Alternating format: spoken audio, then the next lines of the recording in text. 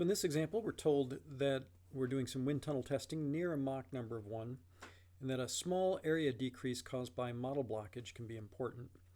So we're told to assume a test section area of 1 square meter with an unblocked test section conditions of a Mach number of 1.1, 20 degrees Celsius. First question is, what model area will first cause the test section to choke? And then secondly, if the model cross-section area is 0.004 square meters, what percentage change in test section velocity results? So the picture is this. We have a wind tunnel test section. So it looks something like that. And we have some model in here. And first thing we want to do, we're also told that with unblocked test conditions, the Mach number is 1.10. And the test section area is 1 square meter. Okay, so we want to find out what model area will cause the test section to choke. So the way we'll do that, when the flow is choked, it means it's at a Mach number of 1, so it means we're trying to find the sonic area. So the way we'll find the sonic area is using this isentropic sonic area expression. Let's just write it out.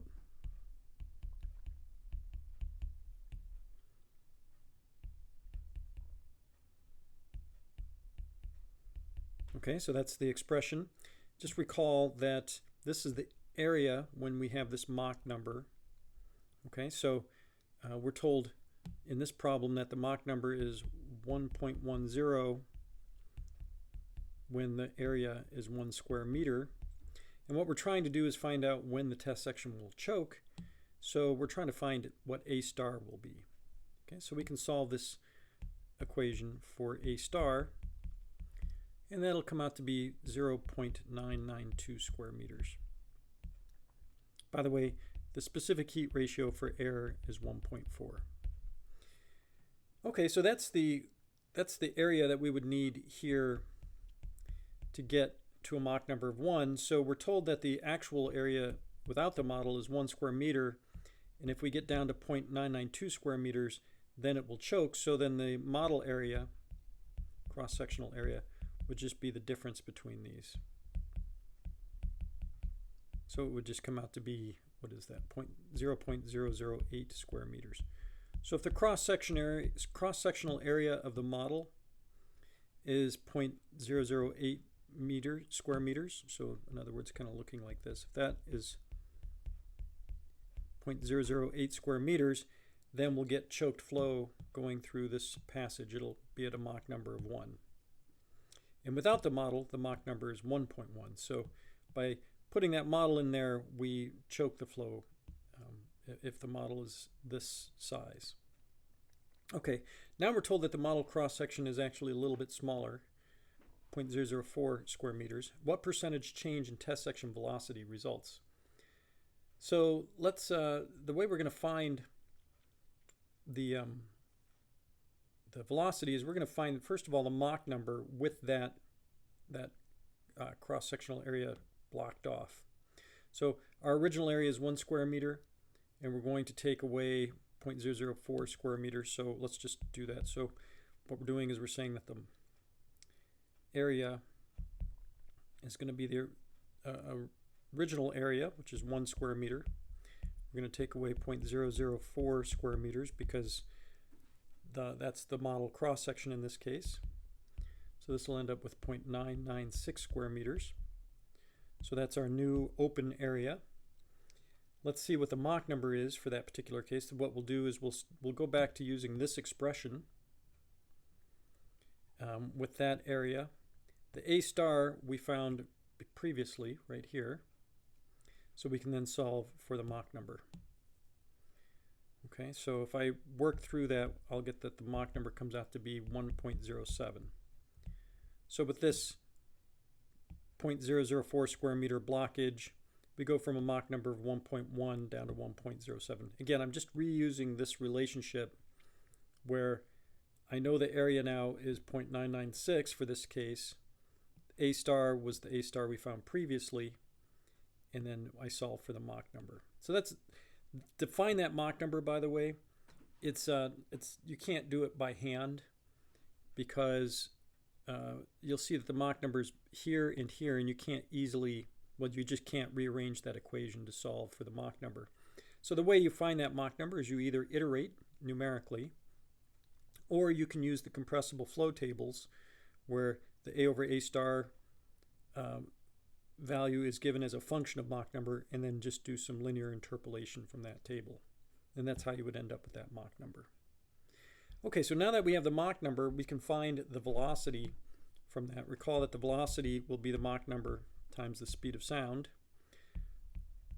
where the speed of sound is the square root of kRt. So we need to find the temperature. So we know the Mach number. To find the velocity, we need to find the speed of sound. K and R we both know. We need to find the temperature. That we can get from our adiabatic relation T over T naught.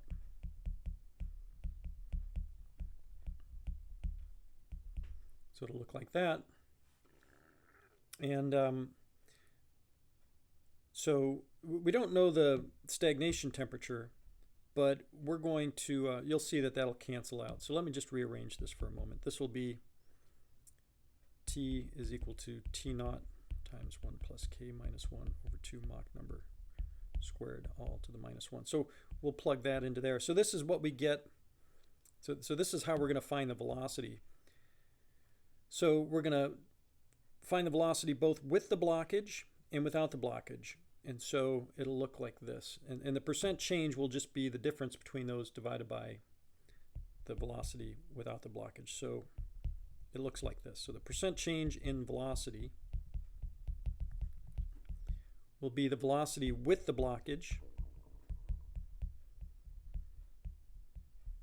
minus the velocity without the blockage, all divided by the velocity without the blockage. Because we're trying to find what the percent change is when we put that model with that kind of cross-sectional area into the wind tunnel. Okay, so this is what we would have without the model in there, and this is what we have with the model in there. And so if we just write out the expression we just derived here for the velocity, it'll look like this. So this will be the Mach number with blockage times the square root of kr T naught 1 plus K minus 1 over 2 Mach number squared to the minus 1, that whole thing square rooted. Unfortunately, I didn't give myself very much here. You know what? I'm going to just move this down.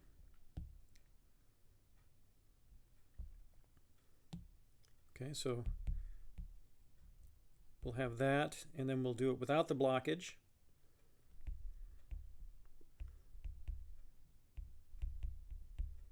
And it's going to look the same kind of expression, kRt naught 1 plus K minus 1 over Mach number squared. This again, this is the Mach number without blockage here, and then the whole thing divided by the velocity without blockage.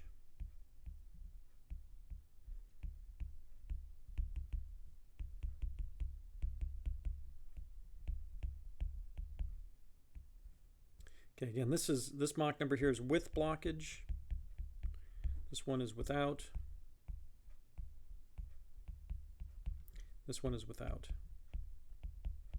And you'll see that there are some things that divide through, like the kRt naught shows up in all of these expressions, so we can get rid of that, right? And so we can then now solve for what the percent change in velocity is, because we know the Mach number with blockage, that's the 1.07, so let me highlight those in yellow. And then the Mach number without blockage was this value up here, the Mach number, right, highlight that one in red. That's the 1.10 that we started with. So that's these. So we can substitute in and simplify, and then what you'll get is the percent change in velocity comes out to be minus 2.2%. So the velocity drops by 2.2% from the original the original case without blockage, where the Mach number was 1.1. Okay, so that answers everything that we were asked to find. So just kind of a recap of what we've done here.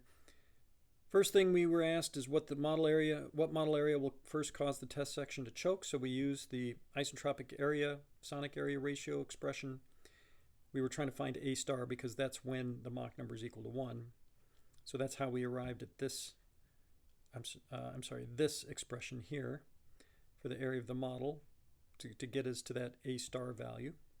And then we said, okay, well, the model cross-sectional area is a little bit smaller than that. What percentage change in test section velocity results? So for that, what we did is we found out what the Mach number would be in that test section with the model. And then we expressed the velocity in terms of the Mach number and the speed of sound. And then we also made use of the temperature, the stagnation temperature ratio here. And then probably the hardest part of the problem was just expressing what the percent change in velocity is. It's just the velocity with blockage minus the velocity without blockage, all divided by the velocity without blockage, because this was the original, like the starting point. And then we substituted in. That's how we ended up with this expression. Some things canceled out. And then you plug in the numbers and you arrive at the final answer. Okay, so we'll end the example there.